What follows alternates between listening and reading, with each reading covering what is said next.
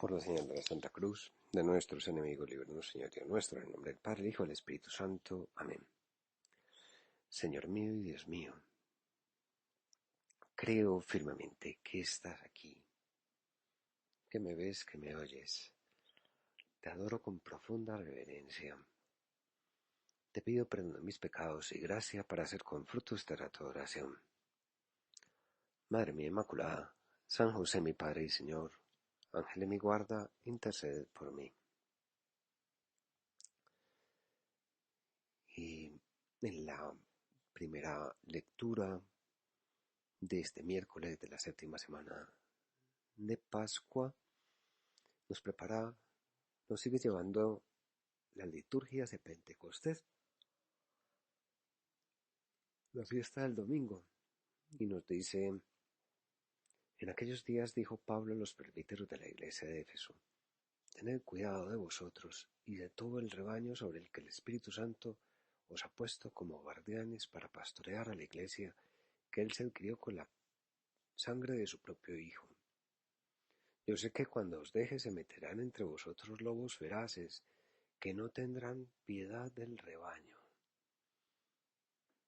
Pues sí, ayer lo comentábamos. Pues hoy vamos a seguir mirando cuáles criterios nos ayudan a discernir si algo viene de Dios. Y ayer comentábamos esos criterios de algunos pastores que desafortunadamente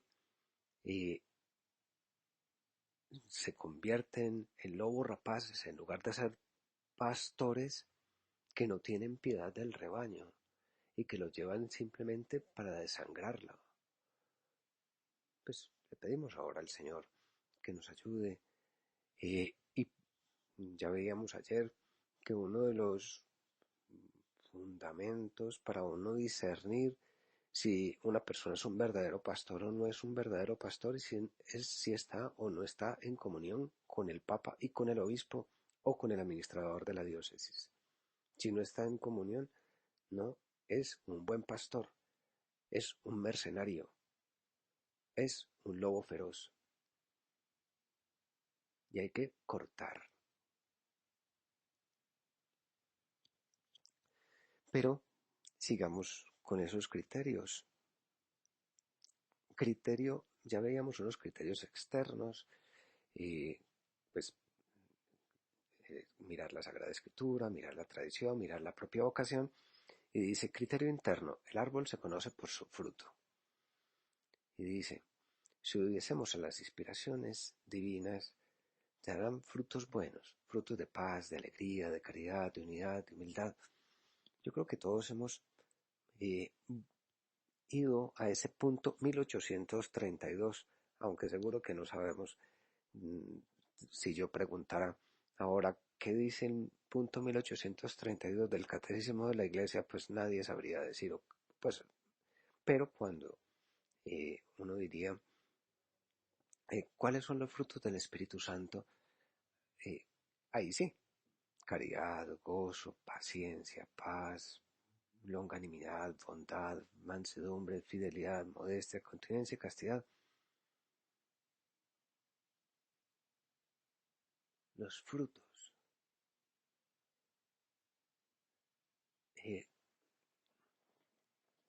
Dice el Catecismo: los frutos son perfecciones que forman en nosotros el Espíritu Santo, como primicias de la gloria eterna.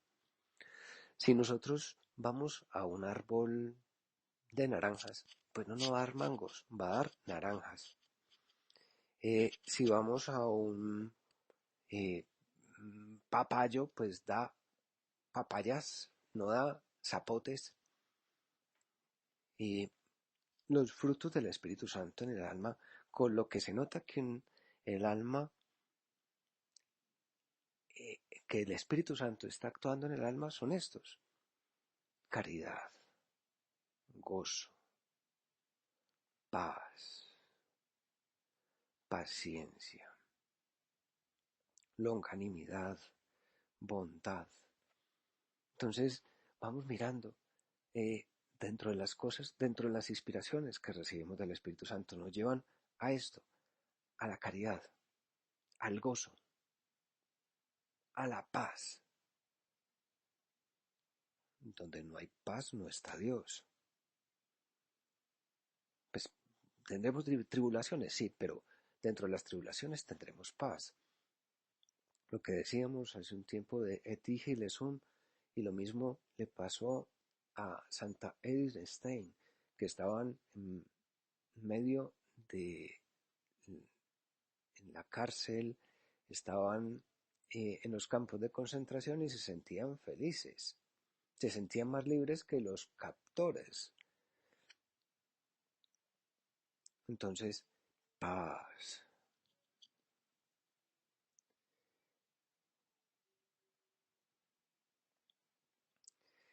Dice en este libro de El hombre, perdón, se hace tarde y anochece. Dice el cardenal Sara, el hombre herido por el pecado original se muestra con frecuencia egocéntrico, individualista y egoísta. En lugar, pues, uno de los frutos, caridad. Si está inspirado por Cristo, sirve a su prójimo. Sin Cristo, solo tiene en cuenta su propio interés. La Madre Teresa de Calcuta decía que si la intensa y abrazadora de la presencia de Dios en nuestros corazones, si una vida de intimidad con Jesús honda e intensa, somos demasiado pobres para ocuparnos de los pobres. Incluso si no tenemos vida interior, no podemos decidir cosas grandes en nuestra vida. Pues ya lo veíamos y lo tocaremos durante este tiempo en las meditaciones, que pues tanto las meditaciones en SoundCloud y YouTube, esto irá igual las misas mientras volvamos a la normalidad, pero ya después la idea es que las personas, pues como dice el Papa, que volvamos nuevamente, que dejemos lo virtual y vayamos a lo presencial. Eh, pero, eh, pues, eh, una de las cosas que implican precisamente que podamos servir a los demás es poder ayudar es poder hacer oración. Ya lo he comentado que alguna vez que fui al monasterio de la Misionera de la Caridad aquí en Pereira, las monjas hacen como 4 horas de oración diarias para poder servir a esos 200 personas que usualmente sirven diariamente, más las cantidad de personas que sirven los fines de semana. Y seguía Cardenal Sara siguiendo a Madre Teresa. Es Jesús presente en nosotros quien nos empuja hacia los pobres. Sin Jesús no podemos hacer nada. Pocas veces somos capaces de entregarnos a los demás. Los cristianos no están llamados solamente a involucrarse en actividades humanitarias. La caridad va mucho más allá. La labor de las organizaciones no gubernamentales, de que he sido testigo en África, esto ya es palabras de el cardenal Sara, o en otros lugares suelen ser de utilidad, pero siempre presentan una tendencia a convertirse en un comercio en el que los intereses y la avaricia se mezclan con la generosidad. Me lo decía un amigo, Diego Paneso, que estuvo en África, estuvo en Kenia, y pues trabajando en algo de la embajada de allí, y me decía que pues para uno poder ayudar en este momento en África hay muchas ONGs que le cobran a uno para uno ayudar. Pero bueno, eh, fruto de la acción del Espíritu Santo en el alma. En primer lugar, la caridad. Dice también don José Pedro Manglano, el cristiano no practica la misericordia, vive misericordia. ¿Va a una fiesta? Sí, pero con la disposición abierta de escuchar los gritos para ofrecer lo que se necesite de él. Se plantea las vacaciones o los fines de semana sacerdotalmente. ¿Qué quiere decir? Buscando ayudar a los demás. y no monta sus vacaciones o fines de semana en torno a sus posibilidades o apetencias. Elegirá libremente estar donde más se le necesite, donde pueda acompañar a sufrientes, que pueden ser mis hermanos, que pueden ser mis amigas, donde pueda llevar la paz. Y el santo sabe que no necesariamente será un campo de refugiados en un barrio pobre de su ciudad, quizás sea en casa con su abuela o con el amigo más íntimo.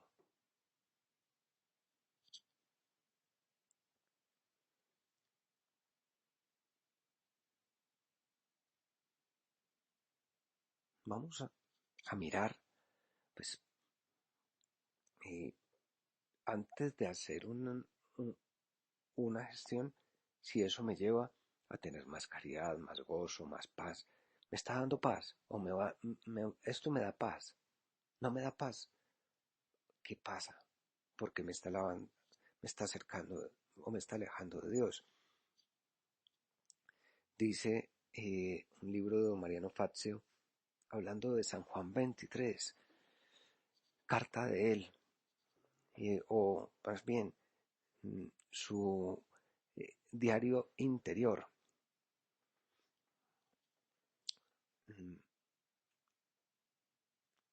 Empieza, vicario de Cristo. Ay, yo no soy digno de tal nombre.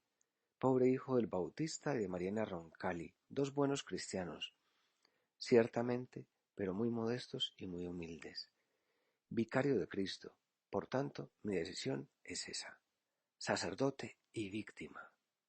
El sacerdocio me exalta, pero el sacrificio que el sacerdocio supone me hace temblar. Jesús bendito y hombre, ratifico mi consagración a ti en la vida, en la muerte, en la eternidad. Y en otro momento, las palabras también de San Juan 23. Desde que el Señor me quiso, miserable como soy, para este gran servicio, no me siento perteneciente a nada en particular en la vida. Familia, patria terrena, nación, orientaciones particulares en materia de estudio, de proyectos incluso buenos. Ahora más que nunca me reconozco indigno y humilde siervo de los siervos. Todo el mundo es mi familia. Pues, y uno dice, dentro de los frutos del Espíritu Santo: gozo, paz, benignidad, bondad, longanimidad. Longánime, nongus animus, un ánimo gigante de llegar y comerse el mundo.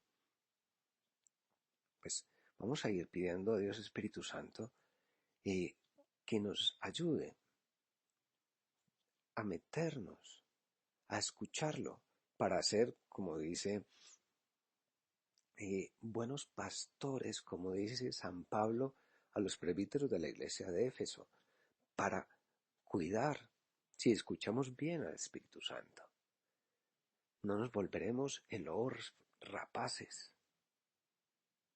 que empezaremos a desangrar a nuestra iglesia o a mi iglesia.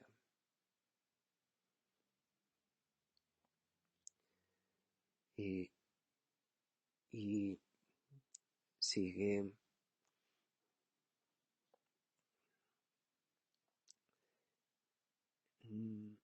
la toma de conciencia, dice don Mariano Fazio, la toma de conciencia de su nueva situación, porque es una situación en la que la lleva Dios, no el que él se busca, lo lleva a intensificar su vida de oración. A su vez confiesa: sobre todo estoy agradecido al Señor por el temperamento que me ha concedido y que me preserva de inquietudes y de atormentamientos molestos. Lo que le decían a don Fernando Caris cuando fue elegido padre: padre, ¿usted está durmiendo? Y dice: pues muy bien, no sé si me estoy dando cuenta en lo que estoy en este momento. Igual el Papa Francisco, cuando le preguntaron: ¿y qué se siente ser Papa? Dice: pues delicioso, espectacular. Pero obviamente, si se pusiera a sopesar cada uno de ellos, que en el caso de don Fernando Caris tiene a su cargo más de 2000 sacerdotes, y tiene más de 95.000 laicos que dependen de él, pues sería para estar un poco tenso. O también el Papa Francisco, si uno mirara, vamos a preguntarle a Wikipedia, número de católicos en el mundo.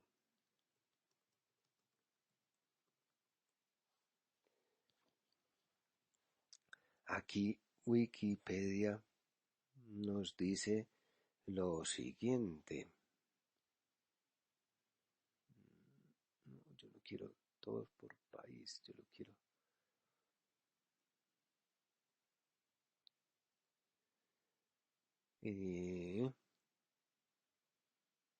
A ver si están los totales. Está. Aquí están. Entonces, totales de católicos son los siguientes. Para una población mundial de 7.349 millones de personas, somos 1.285 millones de católicos. 1.285 millones de católicos. Entonces uno diría, pues eso no lo dejaría dormir a uno. Pero me siento agradecido por el Señor, que me preserva de inquietudes, de aturdimientos molestos. Me siento en obediencia total en todo y veo que mantenerme así en lo grande y en lo pequeño confiere a mi pequeñez tanta fuerza de audaz sencillez que por ser totalmente evangélica pide y obtiene respeto general y es motivo de edificación para unos. Señor, yo no soy digno. Y sigue rezando. Sé siempre, Señor Jesús, mi fortaleza y la alegría de mi corazón. Dios mío, misericordia. Otro de los puntos que el Espíritu Santo, pues cuando nos va infundiendo ese ánimo en las almas, es la longanimidad, longus animus, eh, que no nos paremos, que no, pues en cosas pequeñas, obviamente, sabiendo que las cosas grandes empiezan en pequeño. Dice la Christus Vivit, quiero que sepan que cuando el Señor piensa en cada uno, en lo que desearía regalarle, piensa en él como su amigo personal. Y si tiene planteado regalarte un carisma, una gracia que te hará vivir tu vida pleno y transformarte en una persona útil para los demás, en alguien que deje huella para la historia, será seguramente algo que te alegrará en lo más íntimo y te entusiasmará más que ninguna otra cosa en este mundo.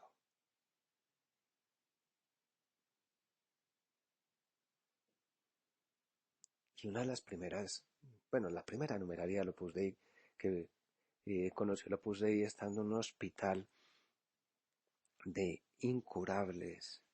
Tenía tuberculosis y se murió de tuberculosis a los 2 meses de conocer el Opus Dei en la profunda miseria, en la profunda pobreza.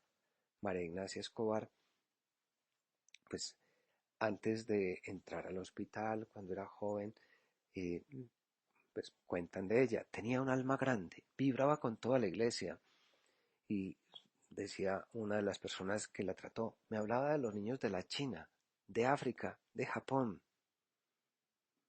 Hay que rezar mucho, me decía, cuenta una persona que habló con ella. Reza mucho por esos niños que no conocen a Dios y que están sin bautizar. Y me animaba a enviar algún donativo. ¿Qué daría yo? 3 o 4 pequeñas monedas, como mucho. Pero de ese modo, ahora me doy cuenta, me fue enseñando a ser generosa y a ensanchar el corazón. Esas cosas pueden parecer insignificantes, pero no lo son. Es una siembra cristiana intensa, formidable, entre la juventud de su pueblo. Pues es eso, ánimo grande. Hay que rezar mucho por los niños que no conocen a Dios, por los que están en Japón, y hay que lanzarse a cosas grandes. cosas impresionantes.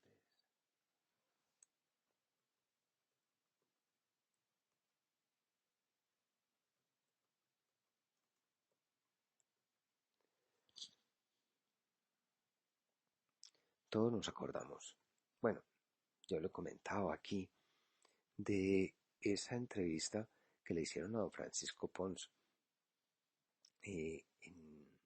con motivo de sus 100 años, que está en la página web de la obra y en la revista Nuestro Tiempo de la pues, de la Universidad de Navarra. Y una de las cosas que él dice en su momento es cuando le preguntan qué les aconseja a las personas que se encuentran en una universidad en circunstancias tan distintas a las de entonces, pues en ese momento había guerra, etcétera. Dice que aprovechen el tiempo, que tengan en cuenta que la formación que se da en la universidad es lo que potencia el futuro, para desarrollar proyectos y servir mejor. Uno tiene una responsabilidad ante los demás y perder el tiempo es una forma de dañar a todos, a la familia, a la sociedad y a uno mismo. Y además, que no se hagan egoístas. Hay estudiantes que se forman en una competitividad individualista que no es buena y se amargan. Si tuvieran amigos y fueran generosos, serían felices.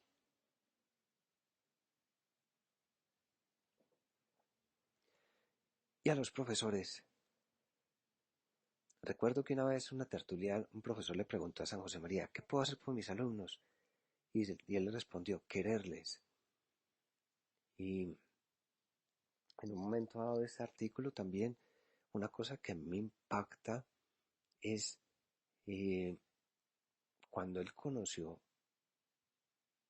a uno de los primeros de la obra, dice, cuando la guerra, dice, me impresionó que cuando nos encontramos me habló de preparar el futuro. Cuando la guerra acabara, lo importante sería hacer que el país mejorase, que la ciencia en España fuera de más nivel. Pues esos son los horizontes que Dios nos abre. Horizontes apostólicos, horizontes económicos, horizontes.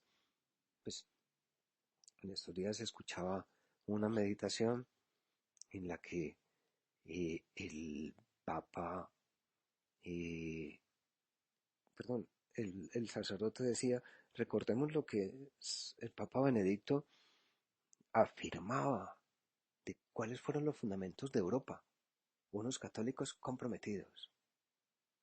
Pues si no católicos, no estamos hablando de San Pedro, estamos hablando de los fundadores de la Comunidad Económica Europea. Entonces, ¿a qué nos lleva esto? A tener un ánimo grande, grande.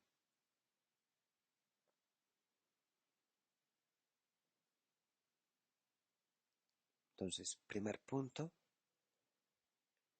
el árbol se conoce por su fruto. Segundo, eh, adquirir experiencia. Hace un tiempo estaba leyendo un, un librito que se titula algo así como Mejorar en la forma de hacer oración. Y en ese libro había una contribución de don Álvaro del Portillo, Monseñor Álvaro del Portillo, en lo que, en la que decía que importante es uno darse cuenta eh, y decirle a Dios, eh, gracias por las luces que me has dado. Muchas veces uno piensa que cuando uno va a un curso de retiro o cuando uno hace oración, lo importante son los propósitos. Y no,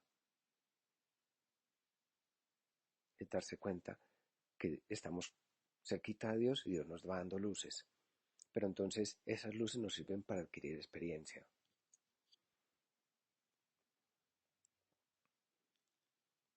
Experiencia, ya sabemos. Pues por ahí hay un proverbio que dice, el diablo sabe más por viejo que por diablo.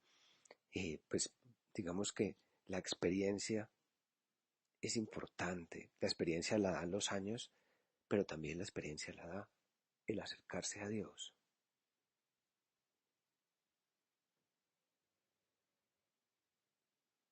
El tener olfato cristiano. Hemos de saber que la vida espiritual, incluso si estamos llenos de buena voluntad y seguros de que Dios nos asiste con gran fidelidad, en ningún caso estamos dispensados de la experiencia de un cierto aprendizaje que implica tanteos, éxitos y errores. También cuando nos equivocamos. Para los que aman a Dios todo es para bien. Hablando con estos de Rusia, nos decían, pues ya se nos quemó un centro. Pues son experiencias. Pues me imagino que se aprenderán y se llevarán. Eh, Ahora que estamos en tiempo de coronavirus, pues ya tenemos una experiencia que no habíamos tenido nunca, nunca. Y tenemos una experiencia ahora eh, espectacular que el Espíritu Santo nos ha ido dando para uno saber convivir más con las personas, vivir las cosas muchísimo mejor.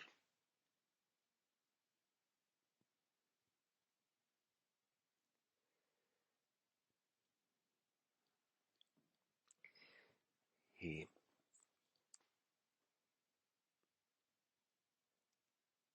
pedirle luces al Espíritu Santo. Dice también Jacques Philippe. Y al constatar el resultado obtenido tras ciertas decisiones, fruto de lo que pensamos ser inspiraciones, con frecuencia estaremos en condiciones de darnos cuenta de si nuestra decisión o nuestra idea procedía de Dios o será solamente fruto de nuestra psicología. Eso no siempre es agradable para nuestro orgullo. No nos gusta reconocer que nos hemos equivocado, pero hay que pasar por encima de esto. Hemos de saber que en la vida espiritual, incluso si estamos llenos de buena voluntad, seguros de que Dios nos asiste con gran fidelidad, en ningún caso estamos dispensados de la experiencia de un cierto aprendizaje que implica tanteos, éxitos y errores. Dios ha querido que las cosas sean así. Es una ley humana en la que nadie está exento, ni siquiera la persona más espiritual. Si, confiando en que todo es gracia, recibimos con humildad las lecciones de la experiencia y continuamos adelante sin desanimarnos, se creará en nosotros una mayor seguridad de juicio, que nunca llegará a la infalibilidad que no existe bajo este mundo. Pero bueno, vamos acabando este rato de conversación con Dios. Seguimos acudiendo a Dios Espíritu Santo y a María, esposa de Dios Espíritu Santo, y a San José, que supieron llevarnos por este camino. Te doy gracias, Dios mío, por los buenos propósitos, afectos e inspiraciones que me has comunicado en esta meditación. Te pido ayuda para ponerlos por obra. Madre mía Inmaculada, San José mi Padre y Señor, Ángel de mi guarda, interceded por mí.